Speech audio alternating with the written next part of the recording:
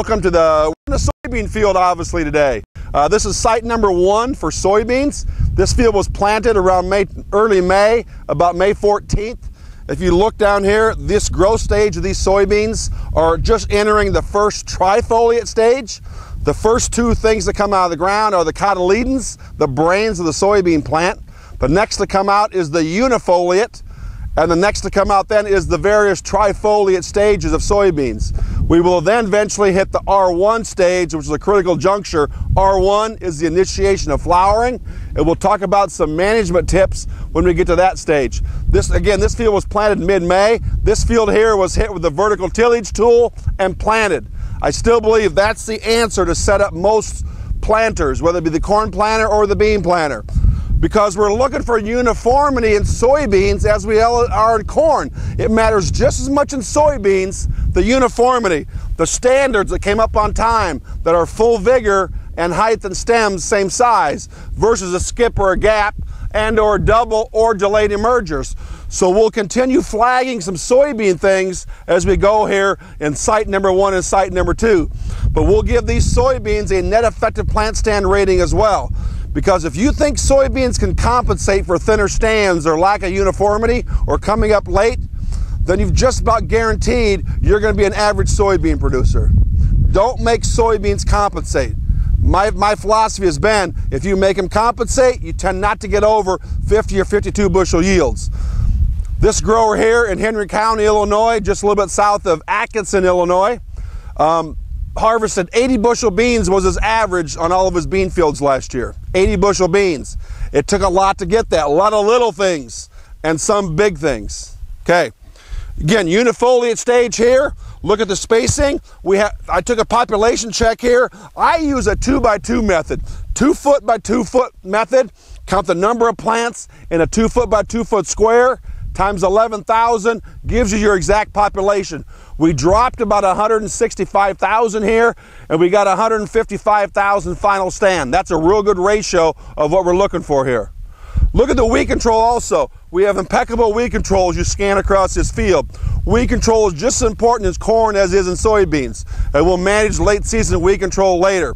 Another management tip coming up on soybeans in the next few weeks is going to be that early fungicide pass and a micronutrient pass with that fungicide, especially for applying Roundup. I always apply micronutrients, including a high rate of manganese, whenever I apply glyphosate-based herbicides in all my bean fields.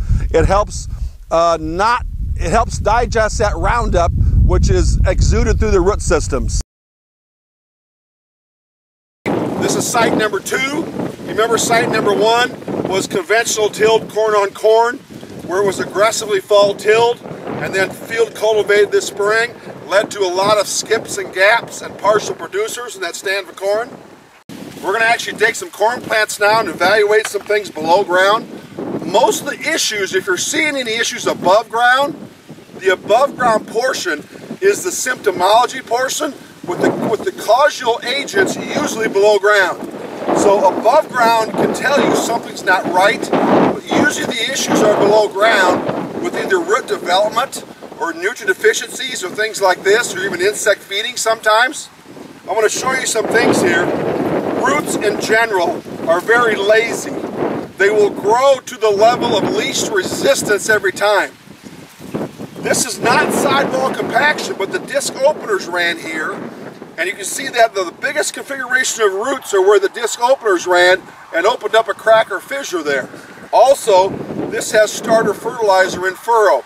3 gallons of very high quality, ortho-based with micronutrients. And those roots will proliferate dramatically in that starter band as well as quick into the plant. Those roots will generally explode and proliferate down through that starter band. Up until about this stage of growth, which is about almost 20 inches, root growth below ground should equal plant growth above ground. So root penetration below ground should equal above ground growth up until about this stage. And then corn starts to develop a new leaf every 3 to 3.5 days this time of year, and above ground growth can grow 3 and 4 inches a day sometime in these fields, and thus root penetration can't quite keep up with that pace at that point in time. What I'm looking for here is white roots. White, healthy roots that have penetrated the entire profile is what we're looking for. We're obviously very moist here. We've got upwards of 1.5 inches, 2 inches of rain over the last 72 hours. Lots of penetration down, lots of new ones coming here. We're going to dig another one. That was a standard. I'm going to dig one that was slightly off the pace.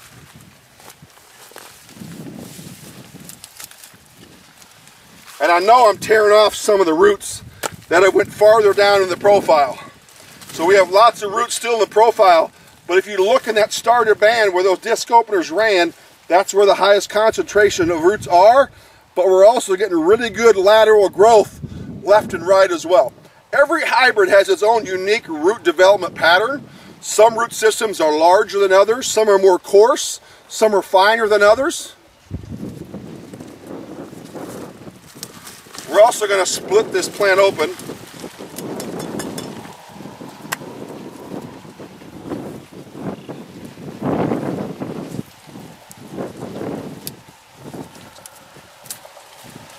And see where the growing point is. If you can look right there, the growing point is right there with that corn plant. When that growing point comes up and comes out of the ground is when about this stage here is we determine rows around. That growing point leaves below ground and comes above ground at about V5 or V6. At that point in time, we determine rows around to that ear of this hybrid. And then about 4, 5, 6 leaves later at V10, we will determine kernels long, the number of kernels long. But today, or somewhere over the last few days, we've determined rows around in this corn plant. That's going to be a very critical process of determining yields, rows around, and then kernels long. Okay. This is site number 3 of the corn. Henry County, Illinois, a little bit southeast of Geneseo, Illinois, south of Atkinson. What we're looking at here is site number 3. It's the latest planted, but it's also, what we're going to see is probably the most uniform of all yet. Site number 1 was planted into fluff conditions. After a field cultivator, immediately after it was field cultivated, we had some issues there of gaps, delayed emergers. Population wasn't too bad. Site number 2, vertical tilled, corn on corn, very good looking site, very uniform overall. A few minor imperfections in the stand, but look at here. Look at these orange flags here. That's what we're looking for. Every plant the same shape, the same height, same rows, same spacing between plants, same stalk diameters, and no gaps. As you scan across the field here, you'll see a version of that. Very few gaps. Lots of plants that look the same. That's what corn plants want. All come up the same day when they start to emerge, preferably. All the same height, all the same stalk diameters is what we're looking for. We made the adjustment here in the other field before we even came here to go. We set the planter 2 notches deeper when we first started planting corn and backed him off 1 full miles an hour. We were somewhere between 3.9 and 4.1 miles an hour is what we deemed was where we had to be at for that field and this one as well. We had to do a little bit of field cultivating here because this field was tiled this spring, and that's why I believe this field here is one of my crown jewels that I work with now. Well drained, high fertility, and plant stand this way is going to solve a lot of problems in modern day corn production. Also look, we have no weed pressure out here. We control early with safe herbicides. We're going to come back here and put this to bed with a little bit of glyphosate-based herbicide and or maybe a little bit of callisto-atrazine in here if we have any broadleaf issues, possibly. But this field's going to be put to bed a lot sooner than you think. Even though we're at a growth stage here. Growth stage here right now, keep in mind, that first leaf is a flag leaf. It's not a true leaf. Leaf number V1, V2, V3, V4, V4.5 is where we are right here. What's happening here? The ear shoot has been initiated already, and somewhere over the next 10 days, 7 to 10 days, this thing will determine rows around on the ear. And that's going to be a real good thing here. This thing was planted in more the first week or so of May. It missed some of the bad early cold wetter rains, came out of the ground in a very short number of days, very uniform. We have about a 31,000 final here, 36-inch rows, ironically also, not a lot of 36-inch rows around, but this row width is not a determiner of yield in my mind. Stand quality and stand quantity and fertility determines yields, not row width in my mind in most cases. Okay, very good looking field of corn. Again, some of these white flags here are just maybe one leaf behind. I had a few others in this run of corn that was about a half a leaf behind that I called an orange flag. 2 true delayed emergers here that were one leaf behind. Everything else, look at that. And as you go up and down these rows, it's not hard to pick a row that's going to mirror that as well. Most of this field is going to mirror what this is right here.